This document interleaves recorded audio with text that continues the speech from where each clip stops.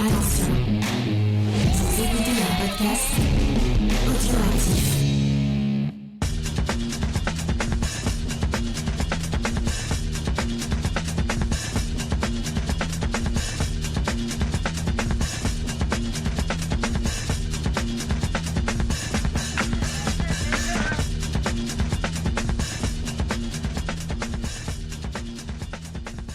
Bonjour à toutes et tous et bienvenue dans les chroniques audio des réfracteurs. Je suis votre serviteur, Gré Pigeon, et j'ai avec moi deux inconditionnels du grand et du petit écran pour vous parler de Network, main basse sur la télévision, dans le cadre de notre rétrospective consacrée à Ciné Lumette qui se déroule pendant tout le mois d'avril sur notre site lesréfracteurs.fr. J'ai à mes côtés aujourd'hui Sophie et Charlotte. Comment allez-vous les filles ? Eh ben, Très ça bien, va très et toi ? bien. Vous êtes contentes de venir parler de Network avec nous, j'espère ? Est-ce que vous avez beaucoup de choses à dire ? Alors, Ouais. ouais, parce que c'est un grand film. Ah, c'est peut-être un C'est des clair. meilleurs de ciné maintenant. Ouais, En tout tout à cas, fait. je pense que c'est le film le plus marquant que j'ai pu voir qui parle des médias. Et ce qui est dingue, c'est qu'il est assez ancien en fait. Et je le trouve d'une redoutable modernité. Et en final, il est assez peu connu en France. Autant aux États-Unis, il est méga connu. Autant en France, j'ai fait une école de cinéma, on n'a pas parlé de ce film par exemple. Mais Mais on parle pas tant que ça de Sidney Lumet, faut dire. À part Non, 12 hommes en c'est colère. regrettable. Ouais. à part 2 hommes en colère et une après-midi de chien. Ouais, il est Et pas très pourtant, cité. personnellement, je pense que Network, c'est son meilleur film. Mais après, c'est un avis personnel, mais il est, comme tu dis, il a encore énormément d'impact aujourd'hui. Ah, il est vraiment d'actualité, c'est clair, et très prophétique sur beaucoup de choses. On va y revenir. Alors, c'est à moi que revient le rôle ingrat du résumé du film. Alors déjà, il faut préciser que le film est sorti en 1976, sur un scénario, et c'est important de le préciser, de Paddy Chayefsky, parce que c'est presque le co-réalisateur du film, quelque part. Ils l'ont fait vraiment tous les deux avec Oui. Lumet. Il avait le Final Cut d'ailleurs. Et en tout cas, Network possède un casting 4 étoiles, vraiment des stars à tous les rôles. Donc on retrouve dans les rôles principaux Faye Dunaway, William Holden, Peter Finch et Robert Duvall. Et donc avant de vous laisser la parole les filles, il faut que je m'attelle à l'exercice difficile du résumé. Alors c'est un rôle qui est généralement dévolu à Spike. Il nous a abandonnés aujourd'hui, alors c'est soit lâcheusement, soit courageusement, suivant du côté où on se place. Mais donc je vais essayer de le remplacer. Alors Network, c'est pas un film très facile à résumer. C'est un film qui est centré autour d'une chaîne de télévision dont le programme phare est présenté par Howard Beale, qui est incarné par Peter Finch. Et c'est un programme qui est sur le déclin. Il fait de moins en moins d'audience. Et la décision est prise de renvoyer Howard Beale. Mais ce dernier va très mal accepter la décision et annoncer son futur suicide à l'antenne. Privée de tout sens moral, Diana Christensen, qui est incarnée par Faye Dunaway, qui est la directrice des programmes de la chaîne, elle va alors donner carte blanche à Howard Beale pour présenter un nouveau programme dans lequel il pourra donner libre cours à toutes ses élucubrations populistes. Et il va être chapeauté par Mark Schumacher, qui est incarné par William Holden, qui aura lui la charge d'essayer de le contenir tant qu'il le peut, la folie de plus en plus grandissante de Howard Beale. Est-ce que j'ai bien résumé le film ? Très bien. Très bien. Alors, je ne sais pas si j'étais à l'auteur de ce qu'aurait pu faire Spike, mais en tout cas, ce qui est sûr, c'est qu'il faut recontextualiser Network dans son époque, et en tout cas dans la carrière de Ciné Lumet à ce moment-là. Où est-ce qu'il en est, ma chère Sophie ? Je vais d'abord vous replacer d'ailleurs qui est Sidney Lumet en fait. Donc il est né à Philadelphie d'un père acteur de théâtre yiddish et d'une mère danseuse. Vraiment il baigne dans l'ambiance du spectacle quoi. Et ses parents ils déménagent à New York alors qu'il est encore tout bambin. D'ailleurs il baigne tellement dans l'ambiance du théâtre qu'il va faire ses premiers pas sur les planches à 4 ans. Quand même, pour vous situer. Et vraiment le théâtre va rester vraiment toute sa vie et il va garder ses codes du théâtre même quand il va devenir après cinéaste. Et puis il va être marqué, son enfance va être aussi marquée par la crise de 29, qui va sans doute lui apporter cette vision un peu sociale qui va rester dans tous ses films.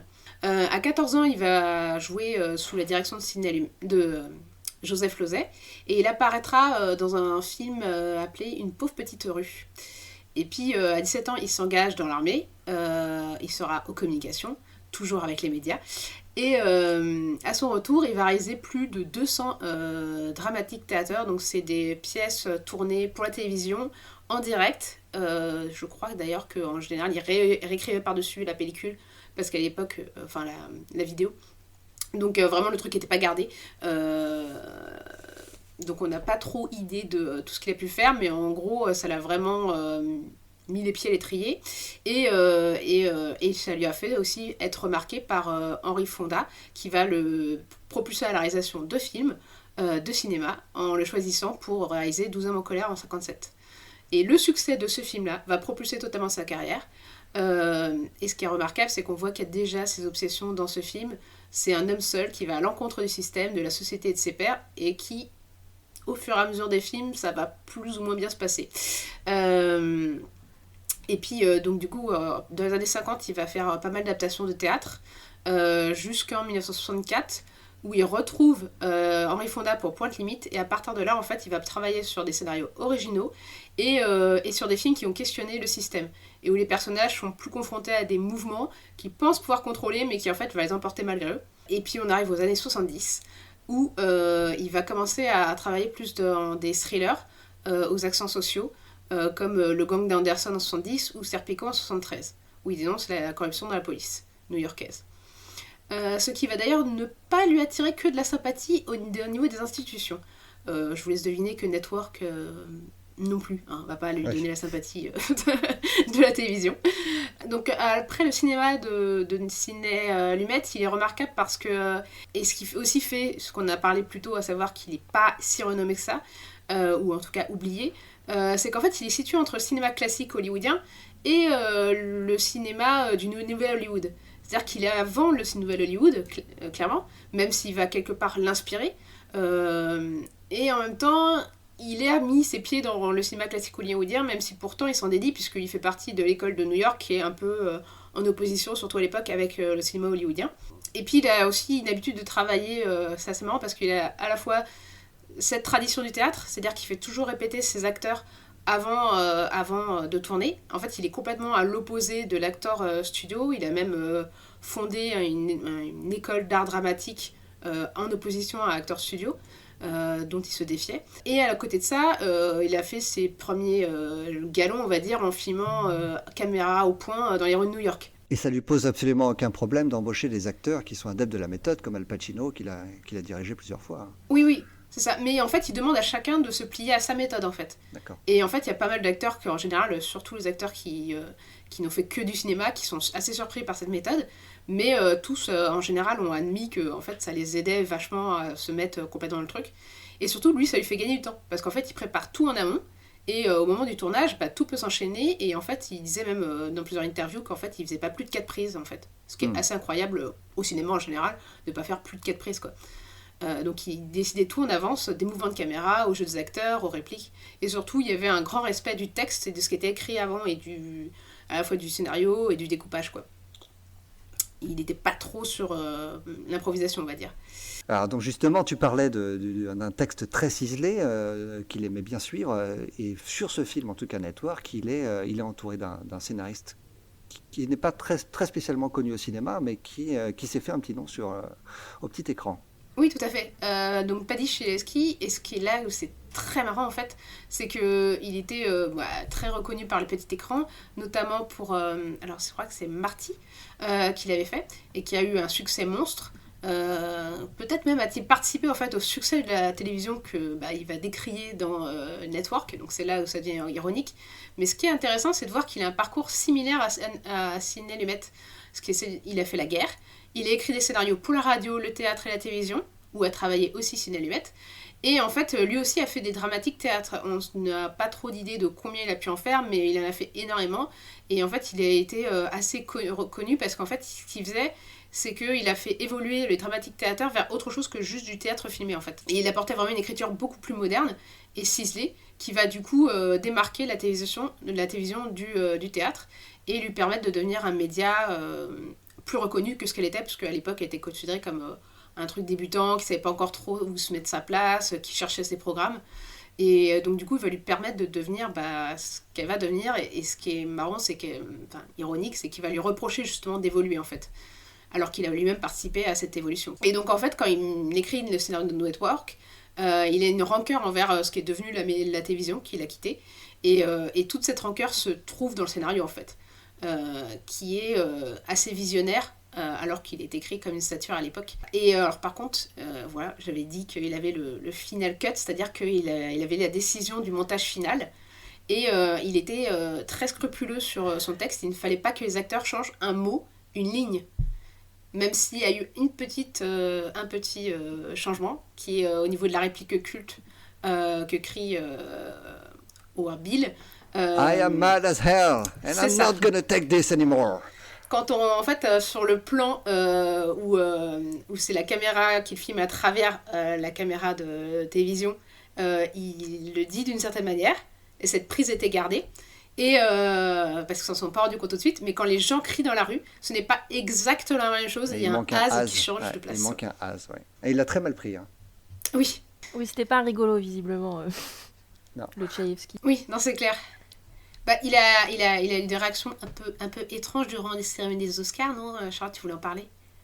Non, je voulais pas particulièrement en parler, mais c'était pour montrer c'était un gars qui avait pas la langue dans sa poche. Et il y a eu effectivement une cérémonie des Oscars où Vanessa Redgrave a reçu un Oscar et où elle en a profité pour critiquer la politique israélienne.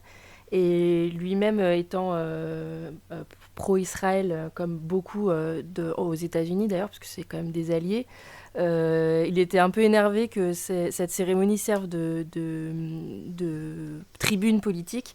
Et il n'a pas hésité, quelques minutes après l'intervention de Vanessa Redgrave, à lui dire qu'un merci aurait suffi en recevant son Oscar plutôt qu'un discours politique, quoi. Donc c'était clairement pas un gars qui se laissait emmerder. Et effectivement, je pense que c'était quand on lui pique une réplique alors qu'il avait demandé qu'on n'en touche pas une virgule, il a pas hésité à exprimer son mécontentement, quoi. Et puis un dernier élément à noter, c'est que 2 ans avant Network, il y a une journaliste locale de Floride qui s'est suicidée en direct à la télévision, Christine Chudbuck.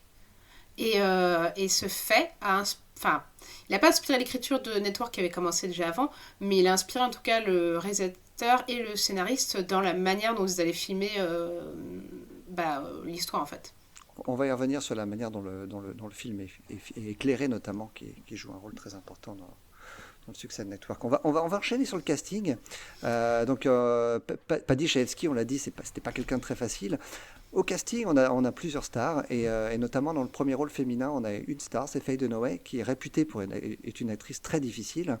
Est-ce que tu peux nous en parler, Charlotte, s'il te plaît? Oui, Faye Dunaway, elle est au top de sa célébrité à ce moment-là. Elle est vraiment une représentante féminine importante du nouvel Hollywood. Il n'y a pas beaucoup d'autres comédiennes qu'elle qui peuvent se targuer d'avoir été des égéries des réalisateurs du nouvel Hollywood. Et à ce moment-là, elle est jeune, mais sa filmographie est déjà très solide.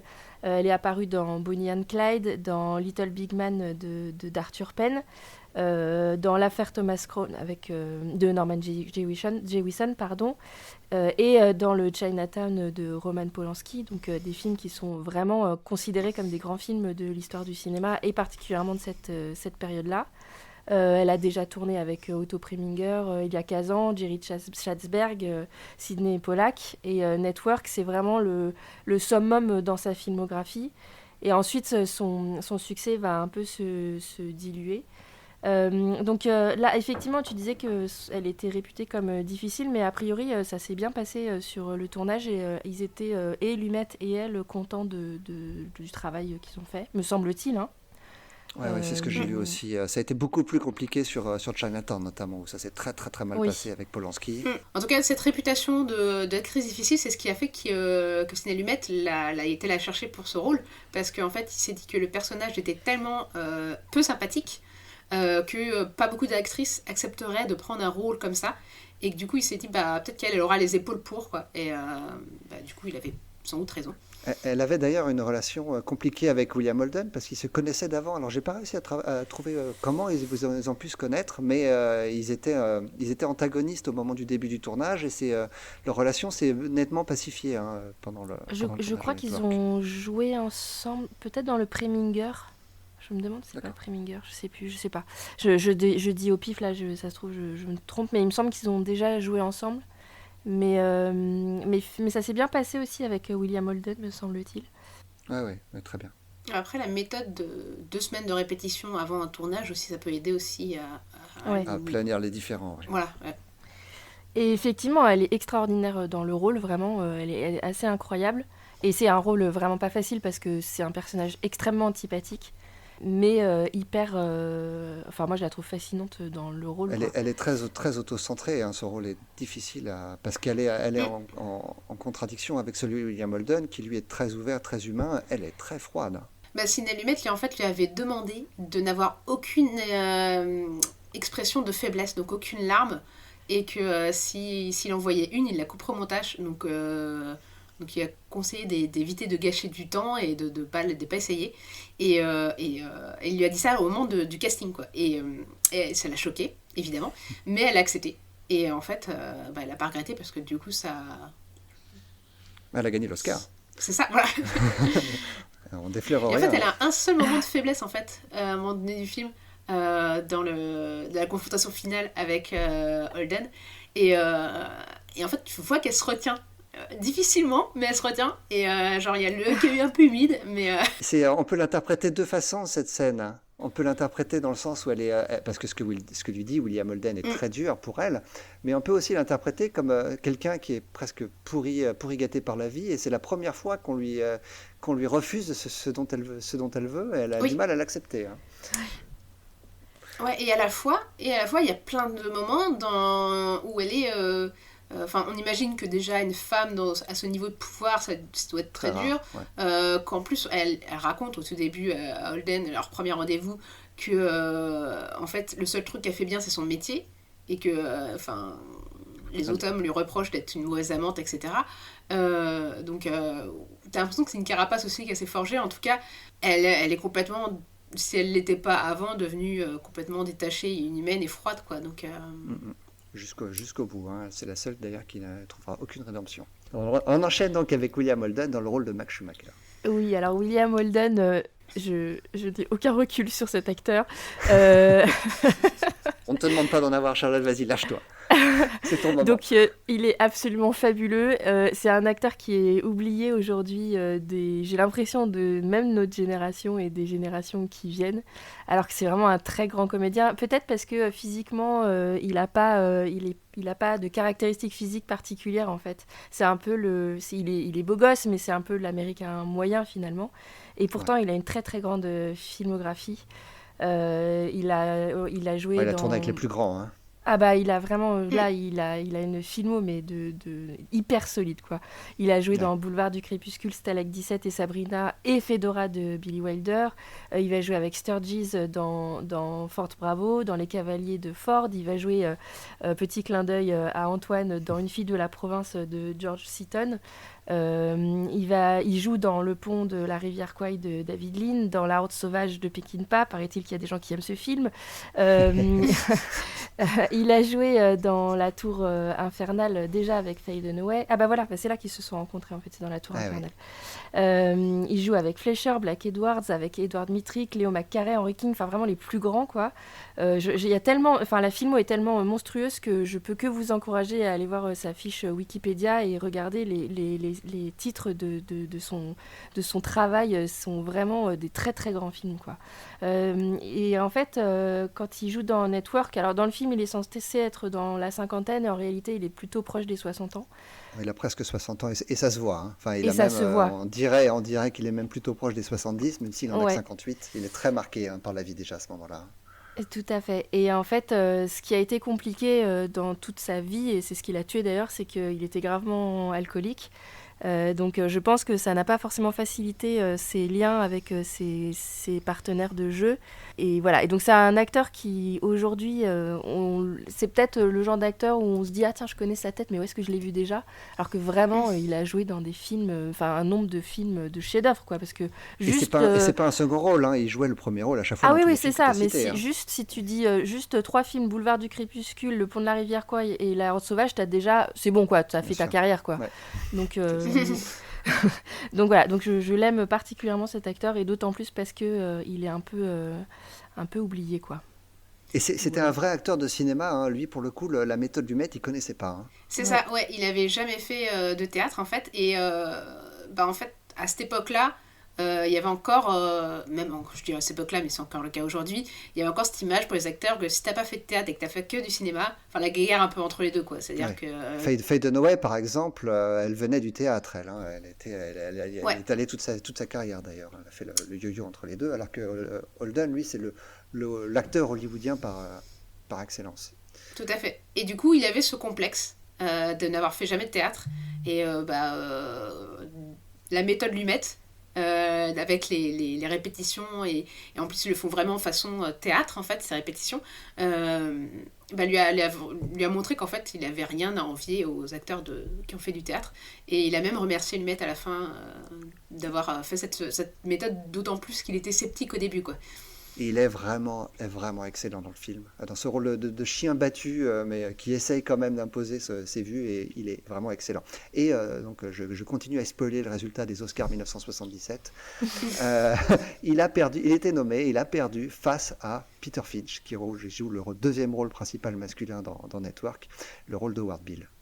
Tout à fait. Et alors Peter Finch, moi je le connais pas. En fait, je vais être honnête, je le connais à cause de Network. Sinon, Ouais. je le connais pas. Pourtant, il a une jolie filmographie aussi. Entre autres, on peut noter un film avec Dieter qui s'appelle La piste des éléphants, ou un film de Powell et Pressburger qui s'appelle La bataille du Rio de la Plata. Il a joué aussi avec Aldrich et Schlesinger.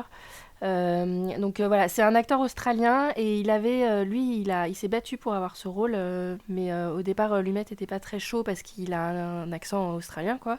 Et donc il a envoyé des bandes sonores de lui récitant un texte avec un accent américain parfait, et c'est comme ça qu'il a convaincu Sidney Lumet. Petite info en plus sur cette anecdote. Alors, à la base, en fait, quand Lumet lui a dit pour son accent, il lui a dit envoyez-moi des enregistrements du journal du soir, je crois, ou du midi. Enfin bref, du journal télévisé. Et en fait, il s'est entraîné avec justement ces enregistrements avant de lui dire, de lui envoyer cet enregistrement de lecture d'un article du Times, quoi. Alors Ok. j'ai vu moi le film plusieurs fois, et je savais pas qu'il était australien, et j'ai revu le film après l'avoir appris, et j'ai essayé de trouver des traces d'accent Ouais. pendant un de mes visionnages, et impossible. Vraiment, accent américain parfait. Hein. Et c'est d'autant plus impressionnant qu'il était malade en plus pendant le film, Ouais. quoi. Ouais. C'est-à-dire que Oui, il est sur mort très très peu de temps après, effectivement. Ouais, Il est mort pendant la Bon. promotion du film, pendant la campagne des Oscars. Il est mort en présence Avant de même, Sidney Lumet. Ouais. Sidney Oui. Lumet il a fait une crise cardiaque, en fait, et Sidney Lumet était là avec lui au moment où c'est arrivé. Et il a fait un malaise sur le tournage, Oui. pendant la fameuse réplique culte de I'm mad as hell. Et, tout à fait. et Et d'ailleurs, ce malaise a été gardé au montage. ouais, c'est assez incroyable. La scène est très, très, très puissante, et Peter Finch donc, a gagné l'Oscar du meilleur acteur pour ce rôle, et Ce il le mérite grand amplement. Et c'est Ce un qui des fait seuls. s'interroger sur la réalité des malaises qu'il a plus tard dans le film, d'ailleurs. Oui. Ouais, ils sont un peu surjoués, ces malaises, mais ça va avec enfin, c'est le rôle qui veut ça. Hein. On sent qu'il devient un peu prisonnier de son rôle. Ce qui est incroyable, c'est de voir les photos de tournage où en fait on voit Lumet et Finch en train de faire les mêmes gestes dantesques démence en fait. Ça donne une espèce de vision miroir étrange en fait. Mais Alors, je sais pas quelle est la part du maquilleur et de sa maladie, mais il a l'air malade, hein, dans le film, hein, quand même. Enfin, plus le Ouais. film avance et plus il se décrépit, mais il a vraiment une tête de fou, quoi, et de malade grave, quoi. Je sais pas. après, je pense que aussi le maquillage, parce que Ouais. surtout les films de Lumet sont rarement tournés dans l'ordre. Hmm. Lui, ses méthodes de répétition permettaient de pouvoir tourner justement, demander une grande application des acteurs et de pas tourner dans l'ordre, quoi. Alors que généralement, quand on demande autant des acteurs, on tourne dans l'ordre parce que c'est trop compliqué de changer. Et lui, en fait, avec sa méthode, il pouvait tourner dans le désordre, ce qui permet de gagner du temps en termes techniques, quoi. Surtout quand on tourne en studio, quoi. Alors on peut préciser que Chayefsky, donc le scénariste, avait d'autres acteurs en tête. Le rôle a été proposé à Ray Fonda, qu'il a refusé. Acteur fétiche de Lumet, qui avait déjà fait 3 films avec lui. Et James Stewart, Paul Newman et Cary Grant ont aussi été approchés, mais c'est finalement Peter Finch donc, qui a racoté le rôle. Et très bon choix, il est excellent dans le rôle. Il a bien fait, ouais. On enchaîne avec un second rôle du film. On va parler peut-être ouais. très brièvement des autres seconds rôles, mais un second rôle important qui n'était pas encore le grand acteur qu'on connaît aujourd'hui. Ouais, alors c'est Robert Duvall qui donc est connu pour être un grand second rôle américain. Et il n'est pas encore au sommet de sa carrière, mais on le voit déjà dans des grands films parce qu'il a déjà tourné dans le MASH d'Altman et dans Le Parrain 1 et 2 de Coppola. C'est plus tard, quelques années, 3 ans après, qu'il trouvera son rôle le plus important qui est celui de l'officier de Apocalypse Now, où là, la fameuse réplique du napalm au petit matin.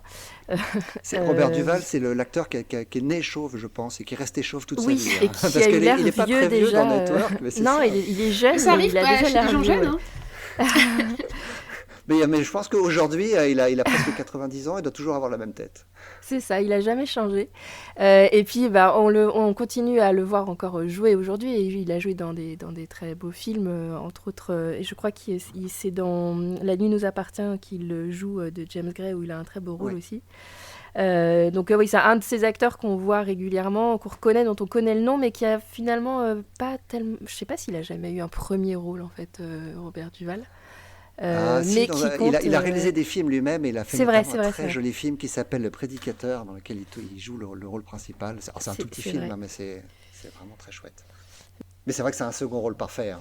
Un très grand acteur quand même, malgré le... Enfin, il faut des seconds rôles, et c'est un très grand second rôle. Je vais quand même citer Ned Beatty, qui est aussi un second rôle du film et qu'on voit, je sais pas, je pense peut-être 3 Moi, minutes c'est une à scène. l'écran. C'est une scène. Ouais. Qui a été nommé quand même pour cette scène. Et effectivement, c'est une des scènes très marquantes du film. Et il a un monologue assez fort, quoi. On s'en souvient. C'est un acteur, pareil, c'est un nom. Moi, je sais que c'est un nom que je connais comme si c'était un acteur qu'on voyait régulièrement. Mais en fait, il est aussi un second rôle important. Entre autres, c'est un des personnages principaux de Délivrance. De Borman, et puis il a intervenu dans plein de films Il est très connu pour régulièrement. les gens de ma génération pour être l'acolyte de Lex Luthor dans les Superman de Richard Donner. Et voilà. C'est un peu le ressort comique des Superman de Richard Donner. Et en fait, il est mort l'année dernière, je l'ai appris, tu vois, en travaillant sur le film, donc il a disparu comme ça. Mais à l'époque, il joue quand même avec les gens un peu à la mode du cinéma, puisqu'il a joué dans un film de Avildsen, qui est donc le réalisateur de Rocky.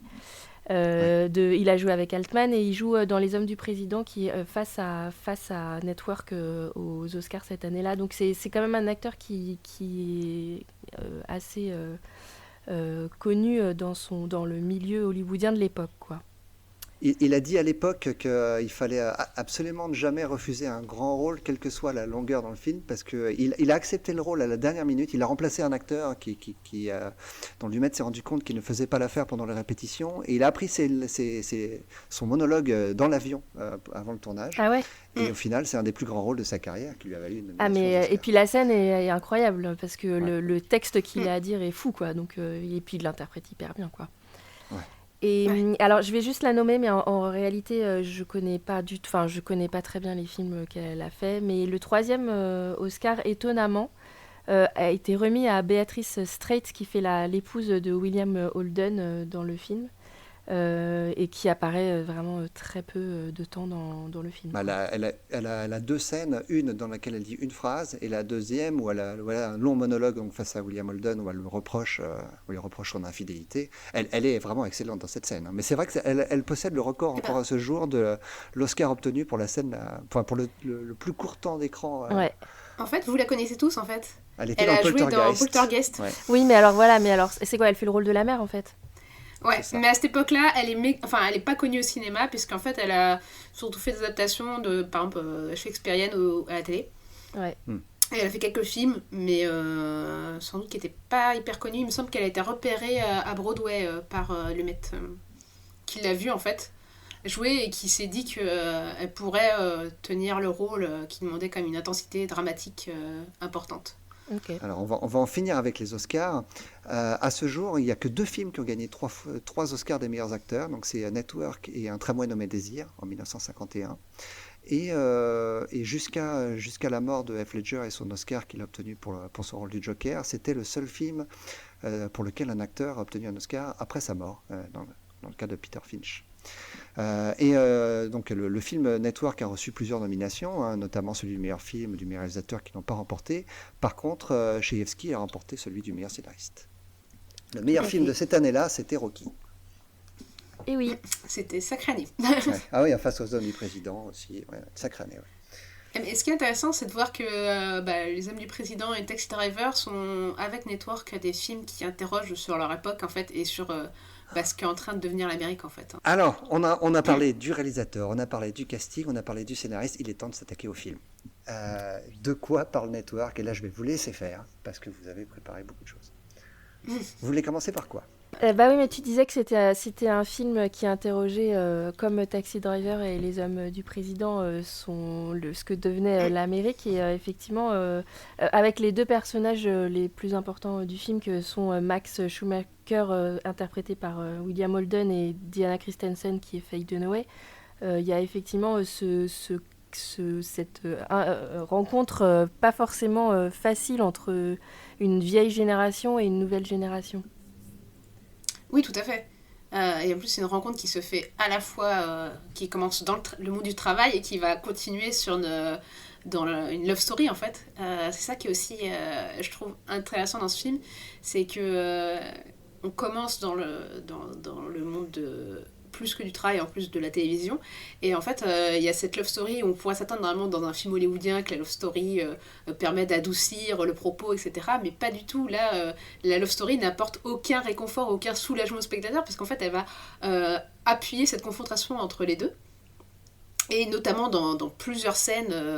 Alors moi, ce qui m'a marqué, par exemple, c'est les scènes au lit, entre les deux, où on a Diana qui crie à un moment donné qu'ils sont poursuivis par le FBI parce que en fait elle a promu une émission où on suit un groupe terroriste communiste, je crois, et en télé-réalité, et c'est son émission phare, c'est le truc qu'elle voulait faire, une série d'actu, etc. Et en fait elle est ravie d'être poursuivie par le FBI, alors que ça devrait être au contraire, ça fait faire des sueurs froides à tout le reste de la chaîne, mais elle, limite ça l'a fait, ça plus que le sexe lui donne un orgasme, en fait. Et en fait, Max, même s'il est amoureux, parce qu'elle est magnifique quand même, Faye Dunaway, finalement il finit par reconnaître qu'en fait il est impossible de réconcilier sa vision peut-être un peu archaïque du journaliste, à savoir un journaliste qui se voudrait exigeant, vertueux, qui ne manipulerait pas, surtout parce qu'en fait elle n'hésite pas à manipuler l'actualité pour obtenir du chiffre, en fait. Elle est prête à créer l'information pour avoir de l'audience, ouais. Tout à fait.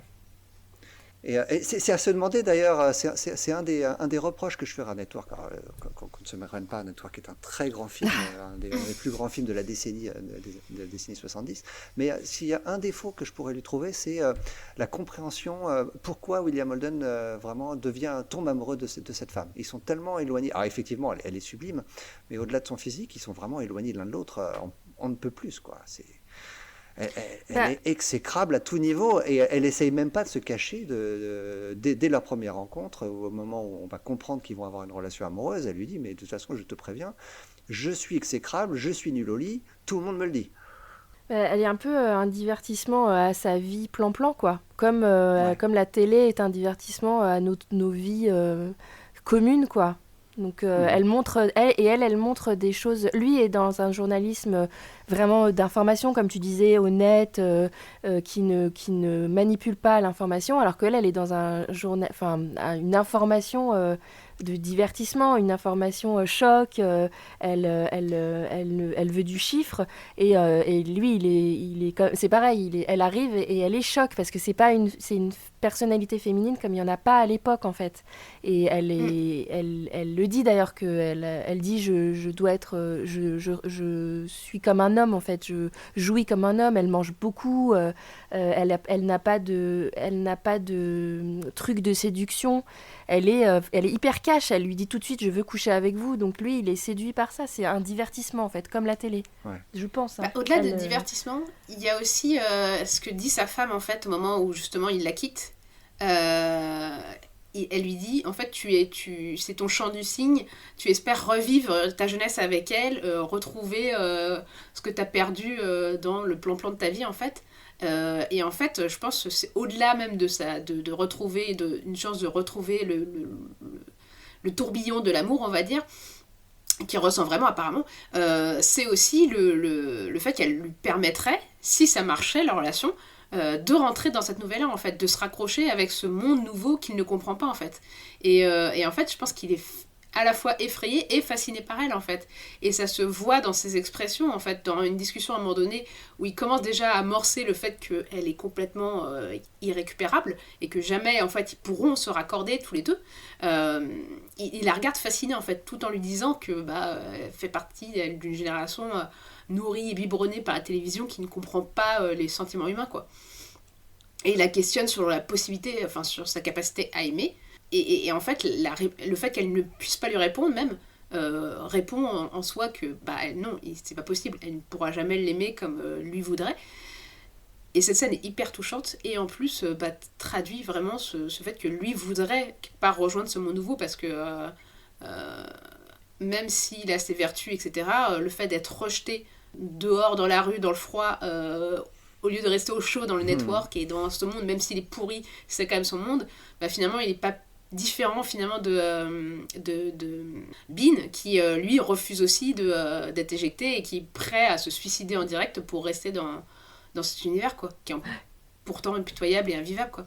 On a pas mal parlé là de la confrontation sentimentale qu'il y a entre le personnage de Faye Dunaway et celui de William Holden, mais il faut aussi insister sur la confrontation qu'il y a sur le plan éthique, sur le plan professionnel.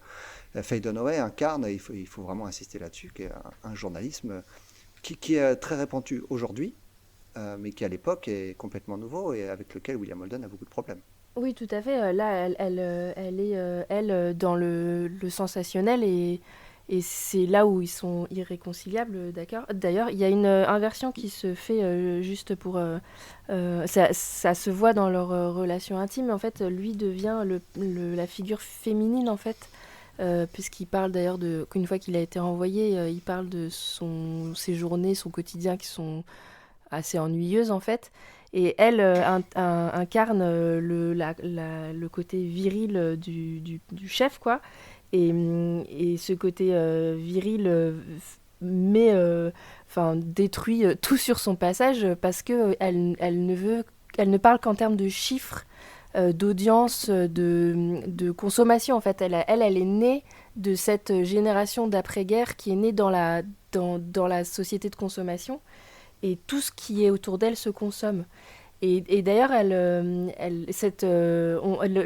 y a un point qui est assez anecdotique dans le film, mais qui en fait est important, c'est ce mouvement terroriste. Alors, il s'appelle l'Armée œcuménique de libération, je crois, si je me trompe pas.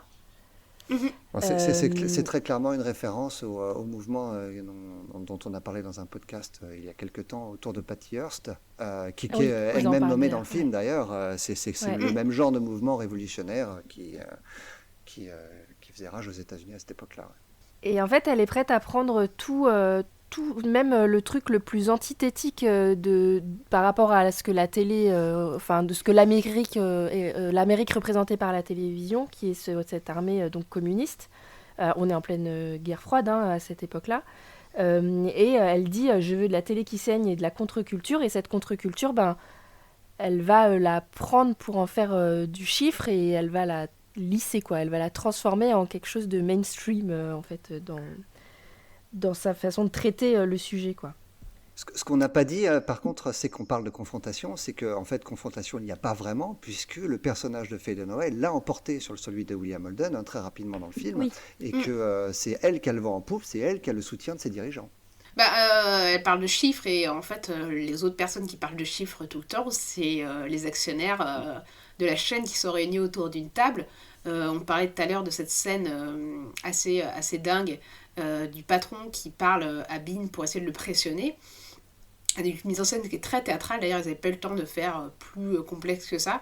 Mais en fait, ça marche très bien avec ces petites lumières allumées qui rappellent en fait les actionnaires qu'on a vus quelques plans avant, comme si eux-mêmes étaient là en train de juger, compter les chiffres en fait. Et on pourrait presque voir Diana aussi en train de compter les chiffres et se dire, même si au contraire, le fait qu'il se fasse redresser les Bretelles va faire chuter son émission. Et ce qui est intéressant, enfin là c'est juste pour rebondir sur ce que tu disais Charlotte tout à l'heure, c'est qu'en fait elle ne lisse pas tant que ça en fait. Ce qu'elle prend, elle prend la matière brute et elle l'agglomère au système en fait.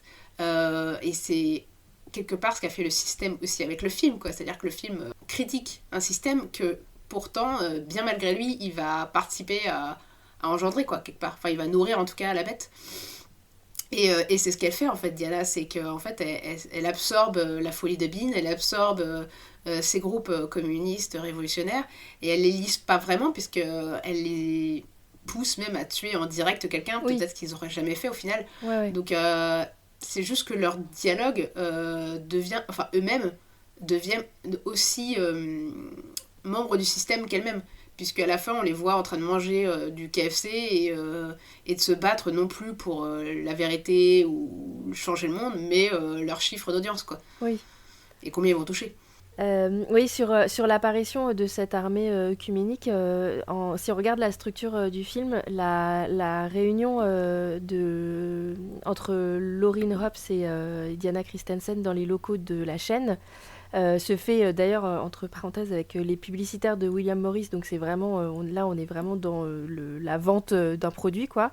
Et en fait cette scène elle est située au milieu du film, et ça c'est important je pense, parce que cette armée qui se dit indisciplinée, indomptable, elle est totalement avalée par le système de Diana Christensen. Alors effectivement, elle leur laisse libre cours, mais en les intégrant à une case horaire et à un programme de télévision, elle en fait une institution. Elle leur retire la substance révolutionnaire et contestataire du mouvement, comme d'ailleurs du discours de Bill, qui est complètement... qui n'est pas du tout lissé et polissé. Les gros mots à la télévision américaine, on s'en rend pas compte en France, je pense, parce que nous, c'est plus libre que ça, mais c'est quelque chose qui se fait pas du tout, quoi. Et en fait, en libre que devenant... ça, non, pas forcément. La France, c'est encore... Il y a un institut pour bosser de temps en temps avec la télé française.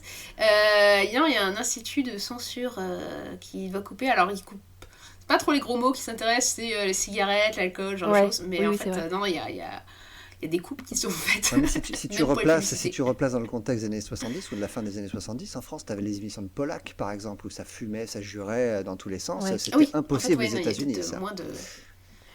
Il y avait sans doute moins de censure à ce niveau-là à l'époque, mais où la censure était différente. Oui, c'est ça. Et donc, en les transformant en émissions de télévision, cette armée révolutionnaire, elle en fait des objets du capitalisme, et donc l'inverse de ce qu'ils sont censés être, quoi. Et alors, ce qui est horrible, c'est que ça l'intéresse pas, ça, de détruire cette image-là. Elle dit « je me fous complètement de la politique » quand elle parle à Lauryn Hobbs. Et c'est vraiment, ça montre à quel point c'est un personnage qui détruit tout, parce que ce qui l'intéresse, c'est les chiffres. Et d'ailleurs, en parlant de chiffres, le film est très clair là-dessus, puisque le premier plan du film, c'est une présentation de Howard Beale, mais pas selon sa biographie, mais selon ses chiffres d'audimat. La dernière phrase du film c'est le reflet de la première, dans laquelle on explique Howard Beale, spoiler alert pour ceux qui n'ont pas vu le film, Howard Beale se fait assassiner par ces communistes en direct à la télévision, et la dernière phrase du film est il est mort parce que ses chiffres d'audience étaient mauvais. En fait, pendant tout le film, en fait, soit tu es vu par le prisme de tes chiffres, dont d'autres parlent de toi, soit tu es vu par le prisme du petit écran, en fait. Il y a tout le temps des caméras en train de tourner, et en fait la première fois même qu'on entend Howard Bean commencer à partir en vrille, on va dire, c'est à travers l'écran de télé, en plus avec des gens qui n'écoutent pas ce qu'il dit, en fait. C'est-à-dire que quand il menace de suicide à l'écran, ce n'est même pas retenu, en fait. Son équipe est pas du tout attentive, ouais. toutes les phases de déraillement qu'il va avoir sont sous des yeux de gens qui s'en foutent complètement. Et c'est ça qui va rendre le personnage de Max complètement dingue, en fait, et le faire lâcher prise, en fait, parce qu'à un moment donné, il arrête complètement de se battre, en fait, parce qu'il se dit, mais c'est foutu, quoi. Enfin, le seul truc qui l'intéresse, à la limite, c'est sa relation avec Diana, et puis essayer d'aider, parce que Edward Bean est son ami, de base, d'essayer de le récupérer pour l'emmener peut-être dans un hôpital psychiatrique, ou en tout cas voir des psys, parce que pas très bien, quoi. Et enfin, il va même très très mal. Et en fait, Diana, ce qui l'intéresse, c'est au contraire qu'il soit fou et complètement qui déraille. Donc elle va au contraire encourager ça, comme elle encouragera la violence de l'armée écuménique pour faire plus d'audimat, quoi. Et c'est ça, dans son ambivalence, c'est qu'elle avale dans le système ces folies, cette violence, mais elle veut pas l'amoindrir, en fait. Tant que ça fait du chiffre, pas de problème. À partir du moment où, par contre, l'audience baisse, on détruit instantanément, on fait taire, on coupe à l'image, ce qui n'apporte plus de chiffres, quoi. Bah, c'est là où le film est hyper prophétique, parce que c'est la télé qui surfe sur l'excès de ceux qui y interviennent, sur le journalisme du clash, le fait que les débats télé soient plus des débats, mais des gens qui se hurlent dessus et qui s'écoutent absolument pas. C'est vraiment ce que représente le film, quoi. C'est comment prendre tout ce qu'il y a de plus dégradé et dégradant chez une personne pour en faire du chiffre, parce que...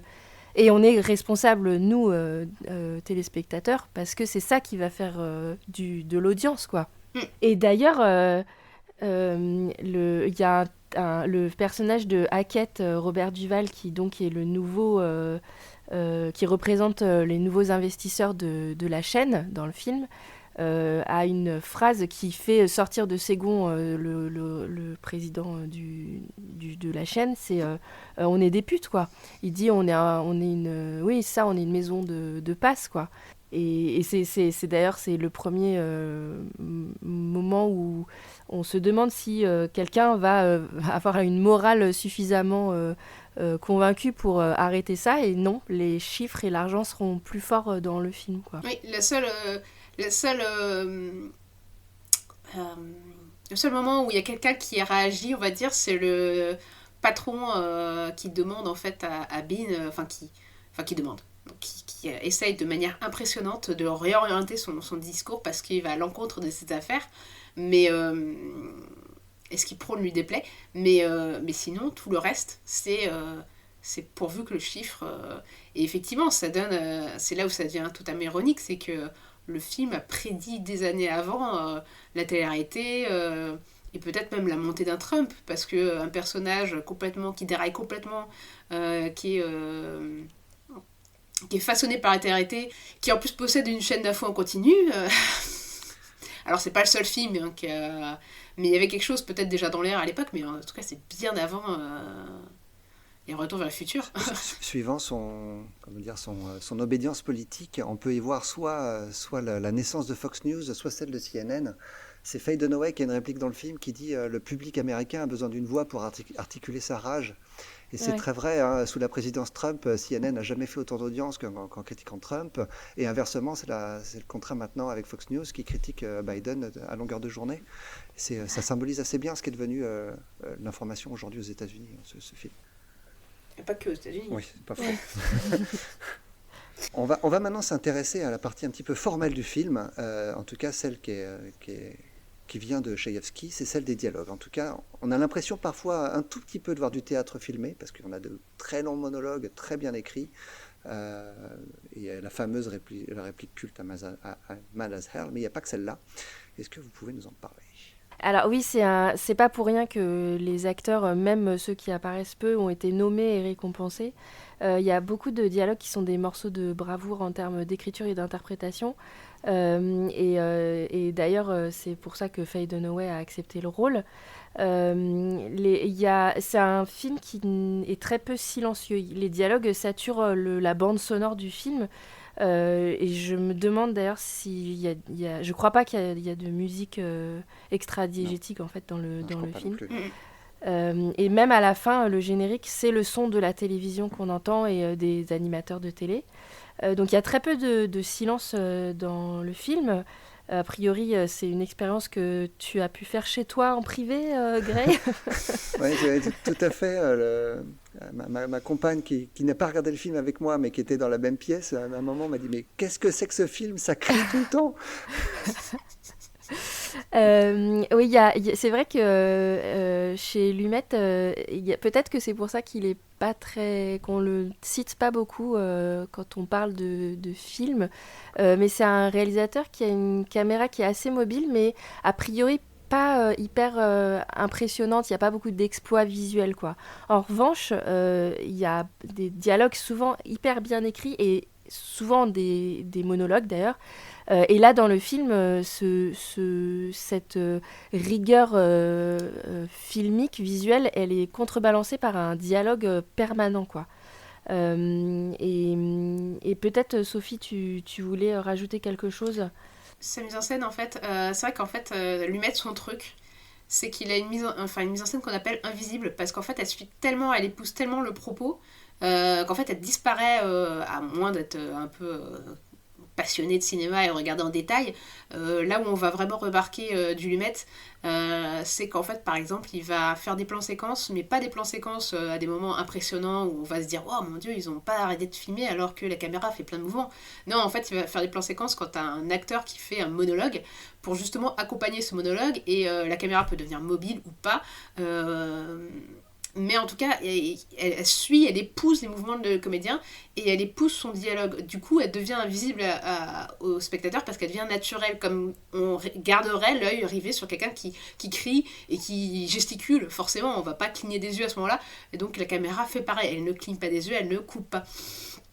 Et là où par contre on va aussi remarquer du Lumet, c'est aussi dans les focales utilisées et la lumière en fait, c'est-à-dire qu'il a tendance à, au fur et à mesure que son personnage perd pied avec la réalité, ou se détache du monde dans lequel il est censé être et évoluer, là par exemple Bean ou Diana, on va avoir au fur et à mesure des utilisations de longues focales qui permettent en fait d'avoir du flou derrière le personnage et d'isoler le personnage encore plus, et à ce à quoi s'ajoute aussi de la lumière en fait, il va assombrir les fonds et éclairer plus le visage pour vraiment détacher le personnage du fond, comme si vraiment et du coup par sa mise en scène il illustre, il appuie un peu plus les émotions et le jeu de l'acteur, ce qui permet aussi de remarquer encore plus le jeu de l'acteur et du coup de les récompenser encore plus aux Oscars par exemple.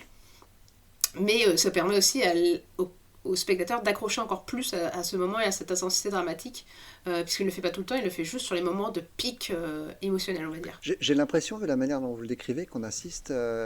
c'est le même style qu'on pourrait retrouver par exemple chez Aaron Sorkin de nos jours, qui est lui un scénariste, que ce que n'est pas Sidney Lumet, mais qui se base énormément sur son texte et qui fait en sorte que sa mise en scène mette en valeur le texte qu'il a écrit. Au service du texte, ouais. Oui, c'est vrai.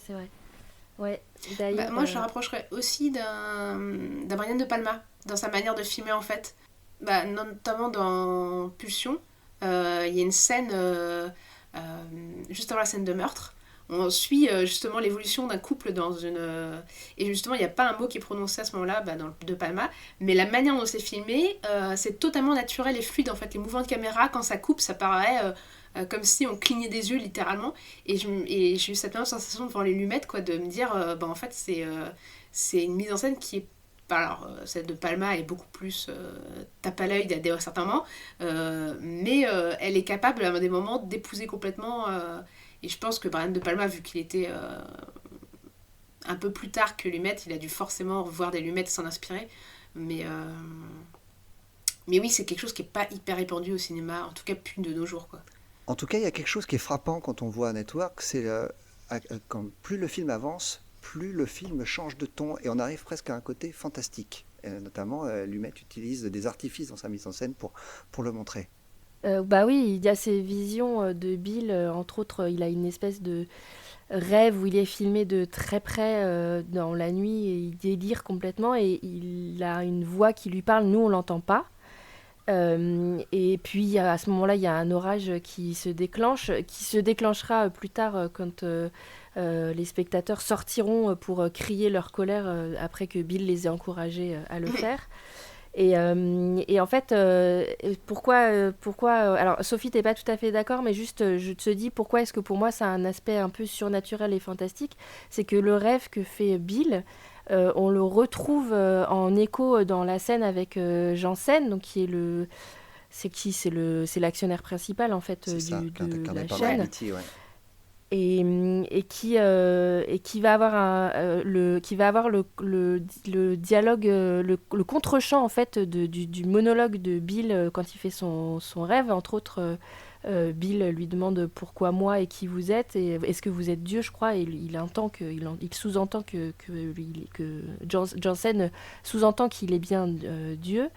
Et donc il y a cet aspect avec cette météo qui suit les humeurs de Bill, qui rend l'aspect du film fantastique, quoi. Plus la façon dont il est filmé en contre-plongée, donc on en fait vraiment un prophète, quoi. C'est le moment où le spectateur comprend aussi que Bill a complètement vrillé, hein, qu'il est devenu complètement fou tout à à ce fait. moment-là. Avant cette scène-là, on peut encore se demander s'il n'est pas s'il n'est pas juste dépressif, mais non, il est devenu fou. Ouais. Oui, complètement. Mais c'est vrai que moi, je suis pas tout à fait d'accord sur l'aspect fantastique. Enfin, ça revêt un aspect fantastique, et je pense que du point de vue de Bill c'en est, mais clairement, en fait, il est manipulé, en fait. Et c'est-à-dire que tout ce qui aurait pu le raccrocher à la réalité, on lui a retiré, quoi. C'est-à-dire qu'on lui a retiré son ami Max qui essaie de le raisonner, on lui a retiré... enfin, peu à peu tous ses liens avec la télé, c'est-à-dire que le fait qu'il est complètement ignoré, déjà au début on l'ignorait parce qu'il faisait plus de chiffres, mais à la fin, à un moment donné, il arrive trempé, en pyjama à la télé, et tout le monde l'ignore, quoi, parce que c'est... Oui, et c'est ok. Show must go on, Tant et quoi. si bien que C'est quand il exactement annonce ça, son quoi. suicide à la télévision, personne ne se rend compte. Il y a une seule personne qui dit, mais vous avez entendu ce qu'il vient de dire? Mais c'est ça, parce qu'en fait, les gens ne l'écoutaient déjà plus, Ouais. quoi. Et c'est pour ça qu'il devient fou de rage et qu'il ne veut plus accepter cette situation et il est complètement exalté. Et il incite les gens à faire la même chose que lui, à se révolter contre ce système qui fait que personne n'est écouté. Tout à fait. Vous savez, moi, ça m'a fait penser quand je l'ai vu à des vieux présentateurs français certains se sont fait limoger un peu comme des malpropres après des années et des années à rester à la télévision. Et je me suis dit, ça se trouve, ça aurait pu arriver en France. Howard Bill, ouais, ça aurait pu être Philippe Risoli. C'est ça. Non, mais quand t'as passé toute ta vie, effectivement, c'est ce qu'il dit aussi. J'ai passé toute ma vie, je sais pas quoi faire d'autre. Je sais pas à qui je suis d'autre que présentateur. La même chose arrive à Schumacher qui perd son emploi et qui ne sait pas quoi faire de sa vie. Alors il se dit qu'il va écrire ses mémoires, mais il se rend bien compte que c'est futile et sans intérêt. La seule chose qui l'intéresse, c'est de travailler à la télévision, hein. C'est une drogue. Mais ça, et puis en fait, le film a senti la puissance qu'avait déjà la portée et la puissance qu'aurait la télévision, quoi. C'est-à-dire le fait qu'elle soit dans tous les foyers, que tout le monde la regarde, et que au final ça a une puissance, un impact dingue, et c'est ce que montre quelque part un network, à la fois par l'impact qu'a le discours de Bean au niveau du public, mais aussi au niveau des chiffres et de la puissance que prend de plus en plus la chaîne, puisque dès que ça commence à faire du chiffre, etc., on sent que ça intéresse des gros groupes, même avant en fait, quand elle est rachetée, alors même qu'elle est à l'agonie, c'est un gros groupe d'industriels qui la rachètent, donc c'est pas du tout des gens qui sont dans les médias. Et là encore, le film devient visionnaire, c'est qu'aujourd'hui, la plupart des chaînes de médias, spoilers, appartiennent à des groupes industriels qui mettent leur intérêt d'ailleurs, quoi. Il y a d'ailleurs un documentaire à ce sujet qui s'appelle Les chiennes de garde. Ah oui, c'est vrai. Oui. C'est aussi prophétique sur le côté du média télé qui se nourrit de lui-même, en fait. Puisque, en fait, on se rend compte que ce qui fait que Diana veut réembaucher Bill, c'est parce que le lendemain de son annonce de son suicide, il fait la une du New York Times, je crois, alors qu'il se passe des choses graves dans le monde, et en fait c'est quelque chose qui évolue pendant tout le film, puisque on se rend compte que ils veulent absolument réembaucher ceux qui font de l'audience avant que les autres chaînes ne les embauchent, ne leur piquent, quoi. Et en fait, c'est les médias qui se nourrissent du clash et de ce qui se passe de sale dans les autres chaînes, quoi. Le personnage de Bill le dit d'ailleurs finalement assez frontalement aux spectateurs. Il leur dit la télé c'est artificiel, éteignez votre télé et criez votre rage, quoi. Et en fait, plus il crie et plus il leur crie d'éteindre leur télé, et plus il fait de part d'audience. Donc en fait, plus les gens allument leur télé. C'est vraiment la représentation du personnage de Cassandre qui crie la catastrophe qui va arriver, mais que personne n'écoute, quoi. Donc c'est vraiment un personnage hyper tragique. Ouais, quelque part, en fait, il est aussi... Enfin, Network est un peu aussi Cassandre, dans le sens où il nous prévient des dangers d'une télé qui finalement va arriver, et des fois on se demande même si le fait de prévenir ne pousse pas la chose à arriver, quoi. Ouais.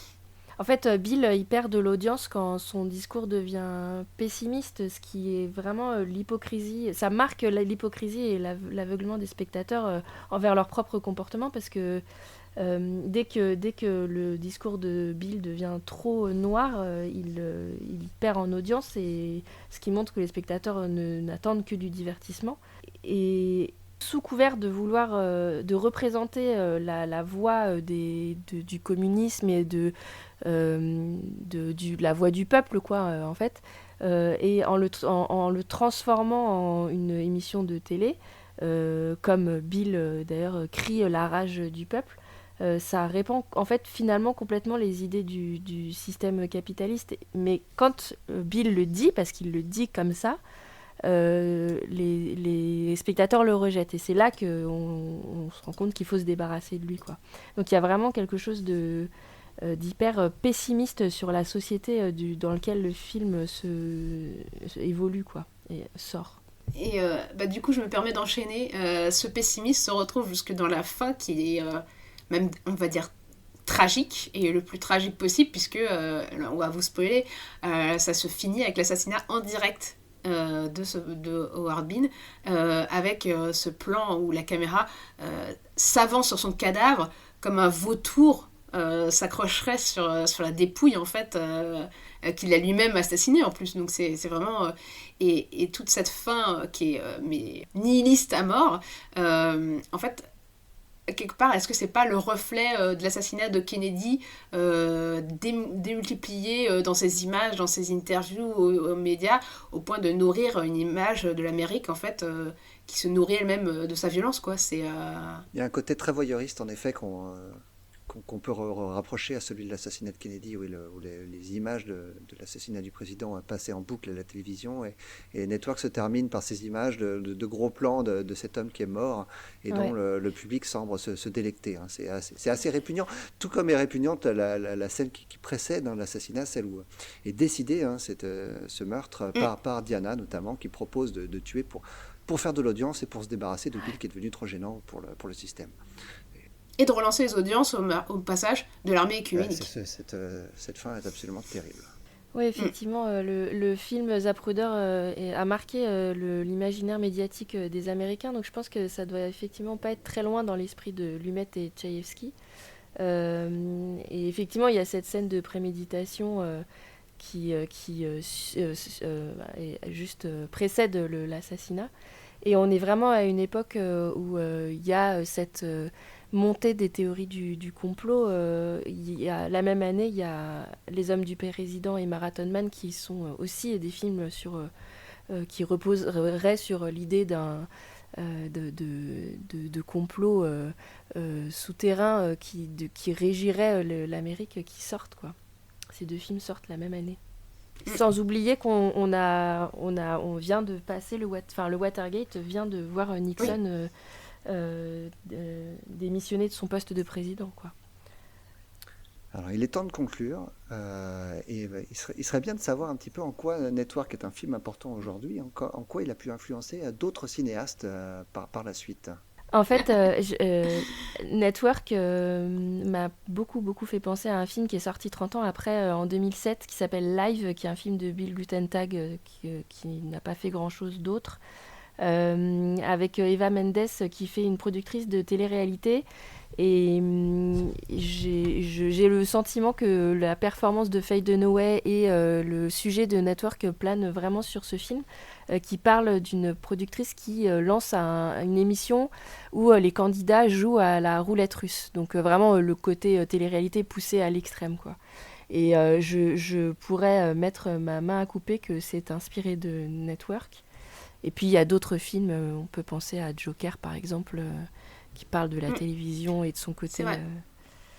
Moi j'ai pensé un peu à Nightcrawler avec Jake Oui, Gyllenhaal, aussi, c'est vrai. C'est juste. qui est filmé sur en 2014. J'ai un autre exemple d'un film qui date de 97. C'est un film de Barry Levinson qui s'appelle Les Hommes d'influence, avec Robert De Niro et Dustin Hoffman. Oui, qui est très bien d'ailleurs. Dans lequel il y a un scandale qui éclabousse un candidat à l'élection présidentielle, et pour faire en sorte que les électeurs ne sachent pas trop ce qui se passe, des producteurs de télévision décident d'inventer une guerre dans un pays en Europe, je ne sais plus dans quel pays. Et c'est typiquement la suite logique de ce qui se passe dans Network. Il y a un James Bond aussi comme ça, Tomorrow Never Die, où tu as le méchant, c'est un mania des médias qui veut relancer la guerre froide en piquant un sous-marin, et t'as Terry Hatcher qui joue dedans. Cool. Ou pas. Non, il est très bien, et c'était en plus c'est rendu hommage au cinéma hongkongais. Il est très bien, les Bonds sont toujours très bien.